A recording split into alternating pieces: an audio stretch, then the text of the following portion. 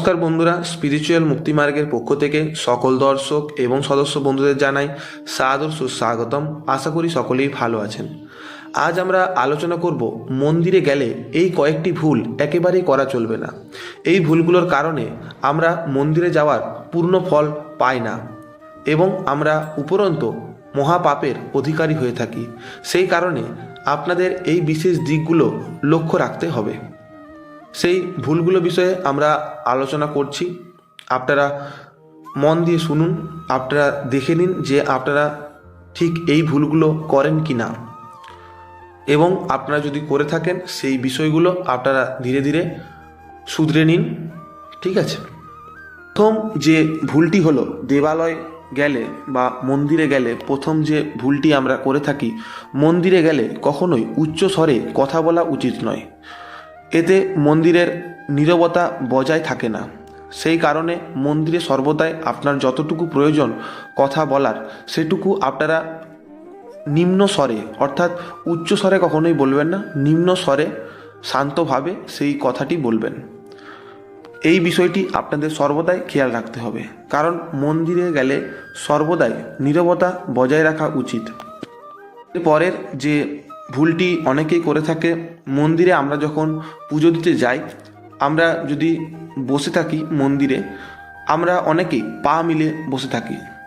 সেই কারণে আপনাদের যদি পায়ে অসুবিধাও থাকে, আপনারা কখনোই পা মিলে বসবেন না।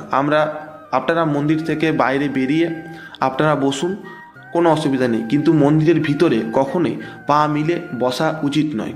এইটা খেয়াল রাখবেন। আপনারা মন্দিরে কখনোই আপনারা পা মিলে বসবেন না, এতে মন্দিরের উপস্থিত দেবতাও রুষ্ট হয়। এরপরের যে ভুলটি হলো, মন্দিরে গিয়ে কখনোই ভগবানকে এক হাত দিয়ে প্রণাম করা উচিত নয়। আপনারা অনেকেই জানেন, এক হাত দিয়ে অনেকেই প্রণাম করে থাকেন, কেমনভাবে করেন আপনারা জানেন। সেই কারণে মন্দিরে কখনোই এক হাত দিয়ে প্রণাম করবেন না, জোড় হাত করে প্রণাম করবেন। এবং আপনারা যদি সাষ্টাঙ্গে প্রণাম করেন, মহিলাদের সাষ্টাঙ্গ প্রণাম হয় না, ঠিক আছে? সেই কারণে পুরুষরা যারা সাষ্টাঙ্গে প্রণাম করবেন, আপনারা সাষ্টাঙ্গেও প্রণাম করতে পারেন। ঠিক আছে, আপনারা বিভিন্ন দেবালয়ে গিয়ে কখনোই এক হাতে প্রণাম করবেন না, বা আপনারা মন্দিরের বাইরে দিয়ে যদি পেরিয়েও যান, কখনোই আপনারা মন্দির দূর থেকে মন্দিরকেও কখনোই এক হাত দিয়ে প্রণাম করবেন না, সর্বদাই জোড়হাত করে প্রণাম করবেন। ঠিক আছে, এই ভুলটি আপনারা কখনোই করবেন না। এরপর হলো, মন্দিরে যদি আপনি কখনো যান, বা ধরুন আপনি কখনো সেই রাস্তা দিয়ে যাচ্ছেন, আপনি মন্দিরে প্রবেশ করলেন দেবতাকে দর্শন করার জন্য, আপনি যদি দর্শন করার সময় দেখতে পান যে সেই মন্দিরে আরতি হচ্ছে, ঠিক আছে, ভগবানের আরতি হচ্ছে, সেই সময় আপনি সেখান থেকে কখনোই বেরিয়ে আসবেন না। ঠিক আছে, যখন দেখবেন মন্দিরে আরতি হচ্ছেন, আপনি দেখবেন কোনোভাবে আপনি প্রবেশ করে গেলেন, দেবতাকে প্রণাম করার জন্য আপনি মন্দিরে গেলেন, দেখলেন যে আরতি হচ্ছে, তখন আপনি কখনোই সেখান থেকে বেরিয়ে আসবেন না। আরতি শেষ হবে, তারপর আপনি সেখান থেকে বেরিয়ে আসুন। কারণ আরতির মানে যে ফল, সেই আরতিকে দেখা মানে আপনার অনেক জন্মের পাপ ক্ষয় হবে। ঠিক আছে, সেই আরতিকে দর্শন করা মাত্রই। সেই কারণে এই পুণ্য ফল থেকে আপনারা কখনোই বঞ্চিত হবেন না। ঠিক আছে, আরতি দেখা মানে ভগবান আপনাকে তার আরতি দেখার জন্য ডেকেছে, এটা সবসময় মনে করবেন। সেই কারণে যখন আপনি কোনো দেবালয়ে যাবেন, ঠিক আছে, তখন সেখানে যদি দেখেন আরতি হচ্ছে, কখনোই আপনি আরতি শেষ না করে বেরিয়ে আসবেন না। আরতি শেষ হবে, আপনি প্রণাম করে বেরিয়ে আসবেন। এই পূর্ণ ফল থেকে আপনারা কখনোই বঞ্চিত হবেন না।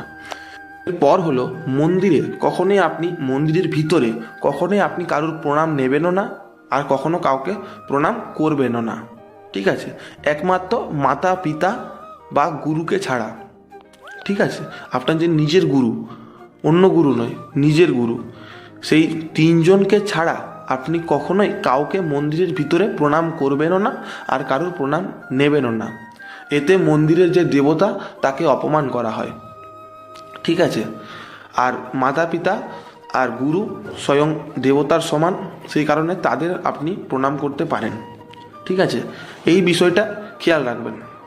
এরপর যেটি হলো, মন্দিরের ভিতরে কখনো কাকে মানে কখনো কাউকে অর্থ দান করবেন না। মন্দিরের ইষ্ট দেবতার সামনে কখনোই কাউকে অর্থ দান করবেন না, কারণ আপনি নিজেও একজন গরিব, তাই আপনি নিজেও ভিখারি, কারণ আপনি ভগবানের কাছে ভিক্ষা চাইতেই যাচ্ছেন, মানে কিছু চাইতেই যাচ্ছেন। সেখানে ভগবান আমাদের সবার উপরে, তার কাছে মানে তার সামনে দাঁড়িয়ে কখনোই কাউকে দান দেবেন না, বা মানে কখনো কিছু দেবেন না।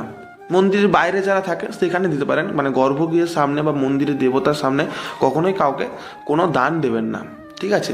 এতে ইষ্ট দেবতাকে অপমান করা হয়, ঠিক আছে? কারণ তিনি আমাদের সবার উপরে, তিনি আমাদের সবাইকে দিচ্ছেন, ঠিক আছে? সেই কারণে এরপরের যে বিষয়টি হলো, মন্দিরের বসে কখনোই কারুর সমালোচনা বা গল্প গুজব করবেন না। মন্দিরে গেলে আপনি সর্বদাই দেবতার প্রতি আগ্রহ রাখবেন, দেবতাকে স্মরণ করবেন, দেবতার ধ্যান করবেন, দেবতার নাম স্মরণ করবেন, নাম জপ করতে পারেন, কিন্তু কখনোই কারো সমালোচনা, কারোর সাথে কোনো বাজে গল্প বা কোনো প্রকার গল্প যেগুলো কোনো দরকারই নেই, শুধু প্রয়োজন ছাড়া কোনো কথা বলবেন না। যেটি আপনার মন্দিরে দরকার সেই কথা ছাড়া, মন্দিরে সেই বিষয়টি আপনার মন্দিরেই দরকার সেই বিষয়টির কথা ছাড়া অন্য কোনো বাজে গল্প, মন্তব্য, কারোর চর্চা বিচক্ষণা কখনোই মন্দিরে করবেন না, ঠিক আছে? মন্দিরে গেলে সেই সময়টা আপনার আর আপনার সেই দেবতার, ঠিক আছে? মানে আপনার সাথে সেই দেবতার যে বাক্যালাপের সময় বা তার সাথে সেই দেখা সাক্ষাতের সময়, সেই সময় আপনি তার আর তিনিও আপনার, ঠিক আছে? এরকম ভেবে মন্দিরে যাবেন। আর যেটা হলো আর একটা আছে, সেটা হলো মন্দিরে যেয়ে কখনো কারোর সাথে তর্ক বিতর্কে জড়াবেন না। যদি কোনো মানুষের দোষও থাকে আপনি সেখান থেকে সরে আসবেন। কোনো মন্দিরে কোনো প্রকার তর্ক বিতর্কে যাবেন না।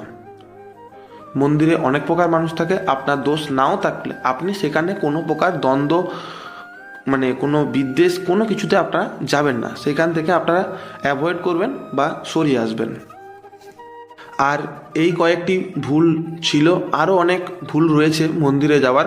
আমরা এই বিষয়গুলো নিয়ে আজ আলোচনা করলাম। এগুলো প্রায় মানুষ ভুল করে থাকে, ঠিক আছে? আর বাকি যে ভুলগুলো আছে সেগুলো আমরা পরের ভিডিওতে আলোচনা করব। আর আপনারা মন্দিরে যান কারণ আপনারা বিভিন্ন প্রকার মানসিক দুশ্চিন্তা, স্ট্রেস, এই সকল কিছু থেকে মুক্তি পাওয়ার জন্য মানুষ মন্দিরে যায়। আপনারা যদি কোনো দুশ্চিন্তায় থাকেন বা কোনো প্রকার মনের দুঃখ যন্ত্রণা এই সকল কিছু থাকেন, ঠিক আছে, মানসিক চাপ, আপনি যদি কোনো মন্দিরে যান আপনারা দেখতে পাবেন কিছুক্ষণ বসে থাকার ফলে আপনার দেখবেন সেই চাপ দুশ্চিন্তা ধীরে ধীরে দূর হচ্ছে। কারণ মন্দিরে যে মন্ত্রপাঠ, যাগ যজ্ঞ, পূজা পাঠ হয়, এই সকল কিছুর যে ঊর্জা সেটা মন্দিরে বর্তমান থাকে, এবং আপনার যে নেগেটিভিটি, ঠিক আছে, সেই নেগেটিভিটিটাকে আপনাদের অ্যাবজর্ব করে নেয়। সেই পবিত্র ঊর্জাটি বা সেই পবিত্র শক্তি মন্দিরে যেটা বর্তমান থাকে সেটা আপনার সমস্ত কিছু খারাপ বস্তুকে শোষণ করে নেয়, ঠিক আছে? ফলে আপনি অনেকটা রিলিফ পান। সেই কারণে প্রত্যেক মানুষের মন্দিরে যাওয়া উচিত। আর বেশি কিছু বলবো না, আজ এই পর্যন্তই। আপনার যদি কোনো জানার ইচ্ছা থাকে আপনারা অবশ্যই কমেন্ট করবেন। আজ এই পর্যন্তই। প্রতিদিনের মতো লাইক, কমেন্ট, শেয়ার, এবং আপনারা যদি আমার চ্যানেল নতুন হয়ে থাকেন চ্যানেলটি সাবস্ক্রাইব করতে ভুলবেন না।